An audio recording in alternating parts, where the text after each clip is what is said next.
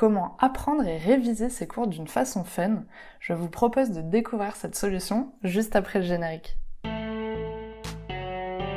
Parentalité et adolescence. Parentalité et adolescence. Bonjour et bienvenue sur Parentalité et Adolescence, le podcast qui vous donne des outils et des clés dont vous avez besoin grâce à des interviews d'experts sur divers sujets autour de l'adolescence. L'adolescence n'est pas obligée d'être synonyme de chaos, alors ça y est, joie! Il y a des solutions. Avant de commencer, si vous n'êtes pas abonné à la chaîne YouTube, je vous propose de le faire dès maintenant pour ne pas manquer les prochains épisodes. Comment apprendre et réviser ses cours d'une façon fun? C'est la question que s'est posée Cécile Catelin quand elle a décidé de créer Clapotis, un podcast éducatif qui reprend le programme scolaire. Cécile est professeure de français, donc elle est au cœur du problème. J'espère que cet épisode vous plaira. Bonjour Cécile! Bonjour Sarah. Alors pour commencer, pourrais-tu te présenter s'il te plaît? Oui, avec plaisir. Eh ben, écoute, je suis, professeure de lettres, depuis, 20 ans maintenant, dans un lycée, dans le centre de Tours. J'ai donc, des classes de seconde première. Je suis aussi formatrice, pour, aider des enseignants à rentrer dans le métier, si on peut dire comme ça. Je suis aussi membre, EdTech France, par le biais de mon association qui a pour but de développer les compétences numériques auprès des jeunes. Et puis, à mes heures perdues, bah, je fais des petits podcasts, pour, toujours, aider les jeunes, à avoir du contenu pédagogique pour leurs épreuves, notamment du bac. Et ce petit podcast s'appelle Clapotis. Voilà. Super, eh ben, merci beaucoup. Alors, du coup, on va parler de ton podcast, justement. Ouais. Peux-tu nous parler un petit peu de Clapotis? Qu'est-ce qu'on retrouve dessus? Comment tu le crées? C'est pour qui? Qu'est-ce qui s'y passe? Alors, il se passe plein de choses. Alors déjà, je l'ai créé en janvier 2020. D'accord. Le hasard a fait que c'était juste avant, le covid et donc le confinement, les fermetures des classes. Et ça faisait 5 6 ans, que je me disais que c'était un médium, intelligent et pratique pour les jeunes. Parce que le principe du mobile learning, bah, c'est tu peux écouter quand tu veux, où tu veux.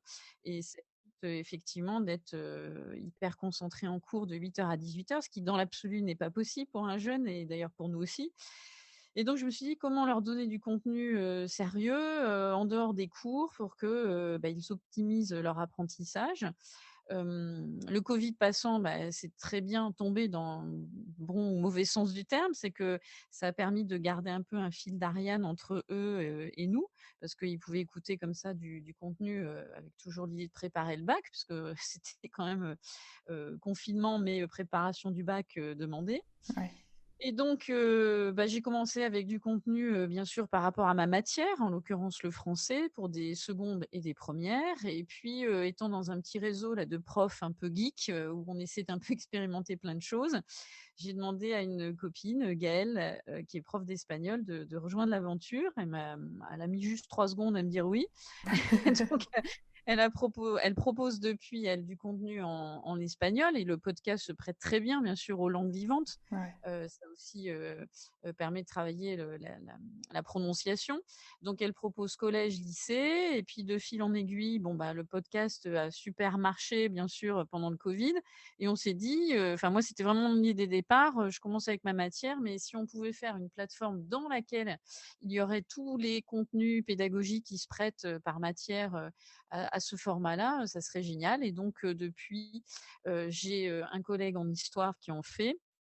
J'ai un collègue en philo, là je vais, lancer les podcasts philo à la rentrée, en maths. Et puis, bah, petit à petit on essaie de fédérer d'autres collègues, parce que c'est du temps aussi, hein. Ouais. Mais on essaie de fédérer d'autres collègues pour, proposer, voilà, d'autres contenus, aux jeunes, sachant qu'il y en a qui nous demandent vraiment des contenus bien spécifiques. Voilà un petit peu. Donc, bah, qu'est-ce qu'on trouve sur, Clapotis? Alors c'est bien sûr les contenus audio.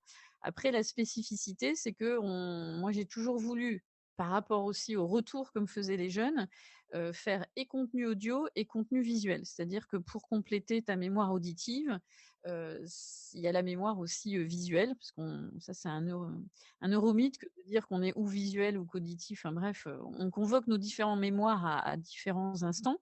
Et donc tu auras toujours avec le contenu audio sur Clapotis, un contenu visuel, qui peut te servir de fiche de synthèse, où tu la regardes pendant que tu écoutes, enfin bref. D'accord. Voilà ce qu'on trouve pour C'est l'instant. super. Et du coup, donc t'en as parlé un petit peu tout à l'heure, mais qu'est-ce qui t'a donné envie de créer ce podcast vraiment? Parce que t'aurais pu choisir peut-être plein d'autres supports. Pourquoi particulièrement le podcast?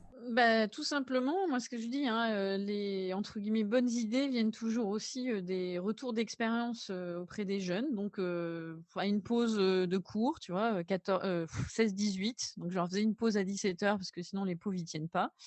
Et puis, bah, certains, tu sais, pendant les pauses, ils vont un petit peu se balader, d'autres restent, avec toi dans la classe et je les voyais, avec leur téléphone et tout. Puis, le hasard a fait que je dis: «Bah, tiens, qu'est-ce que vous écoutez là?» Et quand ils ont commencé à me dire: «Bah, nous, on aime bien écouter des podcasts», alors ils écoutaient, des trucs sur l'histoire, d'autres c'était sur, la musique, enfin bref. Et je leur dis: «Bah tiens, ça vous aiderait d'avoir un principe de podcast comme ça, qui dure pas super longtemps, mais qui vous permet d'avoir du contenu en dehors des cours quand on se voit?» Et ils m'ont dit: «Ah ouais, carrément, ça serait utile. Bah allez, on vous connaît madame, on va tester». Donc Super. c'était assez amusant. Et bien sûr, bah, moi, quand ils m'ont dit ça, je me suis dit: «C'est la bonne parole, les bonnes expériences viennent toujours de ceux qui consomment, on va dire, le produit». Donc les lycéens me demandant ça, je me suis dit: «C'est qu'ils ont un besoin». Ouais. Et voilà, ça m'est venu comme ça, avec, cette idée on a un peu expérimenté, comme je leur dis, mes petits laborantins de première, il y a 5-6 ans. Et ils m'ont dit que, bah, vraiment ça les avait rassurés, aidés. Et puis, comme tu le sais, hein, l'avantage du podcast, c'est que toi, tu es maître d'appuyer sur le bouton pour, arrêter, Ouais. reprendre. Et ils m'ont dit: «Bah, ça évite, les sempiternels levées de main en cours, Madame, vous pouvez répéter, Madame, j'ai pas Ouais. compris», Donc c'est pour eux, c'était, un moyen aussi d'être, autonomes dans leur apprentissage et puis libres d'apprendre au bon moment. C'est surtout ça. Donc D'accord. c'est comme ça qu'est venue, on va dire un peu l'idée, grâce aux élèves. Parce que je dis que D'accord. c'est grâce à eux, toutes les idées d'expérimentation que j'ai, c'est un peu aussi et surtout grâce à eux. C'est Voilà. rigolo parce qu'en fait, on a l'impression que justement les ados sont plutôt sur YouTube que sur le podcast. Oui, Donc ils le sont. finalement, Oui, après voilà, mais c'était marrant parce que quand je leur posais la question, justement à l'époque, il y a 5-6 ans, parce que ça a quand même bougé énormément, je leur dis: «Bah, pourtant vous êtes plutôt sur YouTube, vous regardez plutôt des vidéos». Ils me disent: «Ouais, mais s'il y a un contenu, autre qui nous permet, d'optimiser, nos connaissances, pourquoi pas?» Et ok. ils sont très ouverts à différents formats, en fait, d'apprentissage, hein. Hmm. Et c'est vrai qu'ils combinent aussi bien des supports visio que audio. C'est ça l'intérêt, c'est qu'ils piochent, mais contrairement à ce que peuvent penser des adultes, pas n'importe comment, quand il s'agit de trouver du contenu pour les aider à travailler. Hmm. Donc C'est très intéressant intelligent. en tout cas. Ouais. C'est pas des consommateurs, on va dire, passifs, surtout dans le domaine scolaire. Ils essayent vraiment de trouver le bon outil qui va leur servir.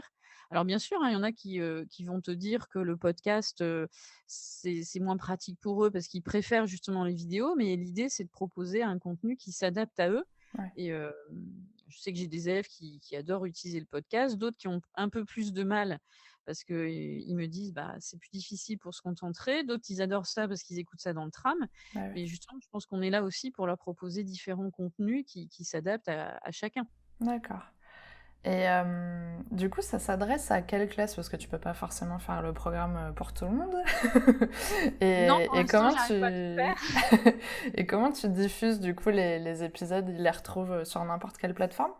Alors la plateforme, qui héberge Clapotis, c'est, Podcastix. D'accord. Donc, une jeune petite start-up française qui est vraiment très dynamique. Et je voulais que ça soit aussi, une petite start-up parce que c'est l'idée aussi de mutualiser et puis d'échanger, parce qu'on démarrait tous un peu en même temps. Mhm. Donc ils retrouvent ça sur Podcastix, mais avec aussi l'intérêt, que tu diffuses, Podcastix te propose de diffuser sur, des plateformes, enfin tu retrouves ça sur, Google Podcast, Spotify, D'accord. Apple, voilà. C'est donc si tu tapes clapotis sur un moteur de recherche, je ne dirai pas le nom, mais tu as différentes, plateformes qui te sont proposées. Ok. La seule différence, c'est que, tu n'as que les visuels sur Podcastix. Voilà.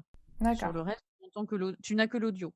Eh oui, d'accord, oui, parce que c'est ça justement, je me demandais parce que la dernière fois tu m'avais effectivement parlé de visuels et je me demandais mais ils sont où les visuels? Du coup effectivement je comprends mieux. D'accord. Et du coup, ça s'adresse à quelle classe? Tu fais les premières terminales ou? Alors, Clapotis s'adresse surtout pour l'instant, aux secondes et premières et terminales. D'accord, Alors en français logiquement seconde première, hein, puisqu'ils n'ont plus de français en terminale. En terminale, donc tu trouveras les podcasts de philo, d'histoire qui sont conformes après avec le programme.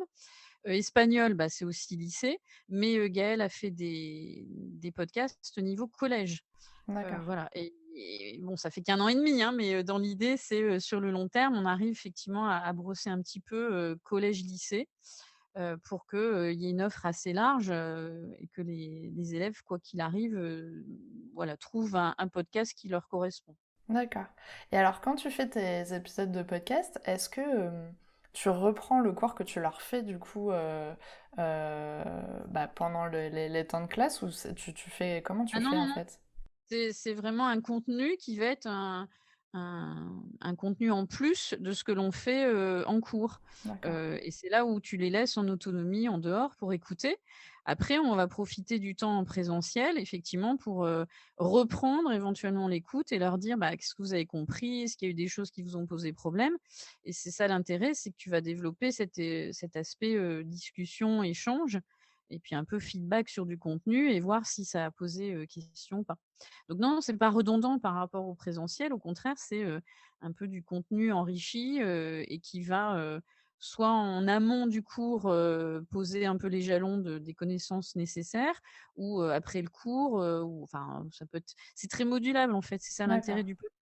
Tu peux l'utiliser dans différentes situations, pédagogiques, et ça fait un peu un fil d'Ariane, entre le moment où tu les revois en cours. Donc c'est ça qui est d'accord. intéressant. Est-ce que du coup tu as des retours de tes élèves par rapport à ton podcast? Est-ce que, par exemple, moi c'est ce que je me disais, est-ce que si l'élève n'écoute pas le podcast, il peut quand même bien s'en sortir en cours ou c'est vraiment quelque chose qu'il faut écouter à côté? Alors, c'est pas une obligation d'écouter le podcast, parce que voilà, on fait des choses différentes en cours et comme je disais tout à l'heure, hein, ça enrichit, tes connaissances et ça en rajoute. Hmm. Mais, très, très rapidement, ils comprennent que s'ils l'écoutent pas, effectivement, ça va, donner moins de saveur à leur réflexion, à l'écrit, à l'oral. Ouais. Et puis, il y a un côté un peu levier de motivation, c'est-à-dire que quand, il y en a un qui se rend compte que l'autre a écouté et qu'il a une info en plus, il se dit: «Mince, Hmm. là, j'ai dû rater un truc». Ouais. Et après voilà, il faut prendre le temps en début d'année de leur expliquer la plus-value du podcast, qu'est-ce que ça va leur apporter, et voilà, moi je fais attention à faire un petit peu un débrief, régulièrement pour leur dire: «Est-ce que vous êtes habitués à ça? Est-ce que vous l'avez bien utilisé?» Pour, voilà, faire un retour, constructif, d'une part pour moi et d'autre part pour eux. Donc, D'accord. oui, oui, c'est drôle et puis ce qui est marrant, c'est que maintenant tu as des élèves que je n'ai pas du tout en cours, que je ne connais absolument pas et qui m'envoient sur Insta, sur le compte de Clapotis, «Merci, pour le contenu, ça nous a aidés, est-ce que vous comptez faire un sur, la bruyère?» Enfin bon, oui, oui, ça va arriver. Il y a même, puis alors ce qui est marrant, c'est que c'est aussi des profs qui, te font des commentaires. Alors il y en a qui sont comme ça, très prudents, «Est-ce que je peux utiliser votre podcast pour un cours?» «Mais oui, oui, c'est fait pour». «Est-ce que vous pourriez faire, pour telle période, ce podcast pour, telle ou telle idée?» Donc ce qui est bien, c'est que maintenant on a des retours, élèves et profs qu'on ne connaît pas, qui commence à effectivement, on pourrait dire comme ça, s'acculturer au podcast, quoi. C'est parce D'accord. que c'est pas encore une pratique hyper développée. Ça commence, ça commence. Ah, ouais, c'est génial. Alors, on arrive à la question pour les auditeurs. Est-ce que tu as un message à transmettre aux personnes qui nous écoutent aujourd'hui? Et bah, clapoter, clapoter tous les jours. Non, je j'ai envie de dire, voilà, déjà qui découvrent la plateforme, qui découvrent les contenus, qui voient effectivement si, c'est un format qui leur plaît. Pareil, hein, je pense aussi par rapport à toi, ton podcast, hein, j'ai des parents, qui me demandent, bah, comment l'utiliser avec eux pour que ça soit un moyen aussi de réviser. Donc ça aussi, je trouve ça intéressant parce que les parents s'impliquent, Ouais, dans la démarche presque, d'éducation, via le podcast. Et tu es bien placé pour le savoir, hein. Et donc, bah, ce que je dirais aux auditeurs, voilà, découvrez la plateforme, découvrez, le contenu, les différents épisodes, les différentes séries, les supports visuels et puis après, testez pour voir, cet apport supplémentaire par rapport à des cours, qui sont donnés en présentiel. Voilà ce que je dirais dans Ah un mais premier c'est temps. super. Et tu es toujours en recherche de nouveaux professeurs sur d'autres matières? Ou est-ce que tu as une recherche Oui, j'aimerais particulière, bien tu vois? j'aimerais bien, effectivement, mais je sais que ça peut pour eux être chronophage et j'en ai tout à fait conscience, hein, enfin chronophage au début, puis finalement on voit, le gain de temps aussi, hein, grâce au podcast donc j'aimerais bien effectivement, un ou une professeure d'éco, qui fasse des podcasts parce que je trouve que c'est une matière qui se prête tout à fait au format, audio, l'éco. Après, j'ai un collègue d'anglais qui devrait, rejoindre l'équipe. Je sais qu'il est pris par plein de choses, mais normalement, il devrait, nous rejoindre dans l'aventure et puis, voilà, tout enseignant qui, voudrait se lancer dans cette aventure de podcast et qui considère que sa matière se prête au format audio. Alors, on aurait pu penser que les maths s'y prêtaient pas, mais en fait, si, on peut faire, des podcasts en maths. Moi, j'ai au D'accord. début et donc oui, tout enseignant qui veut se lancer, dans l'aventure, dans sa matière, bien sûr, est le bienvenu. Super. Alors pour finir, comment on peut te contacter? Comment on peut écouter ton podcast? Est-ce que tu es présente sur les réseaux? Alors, comment on peut me contacter? De toute façon, déjà, il y a le compte Twitter et Instagram Clapotis.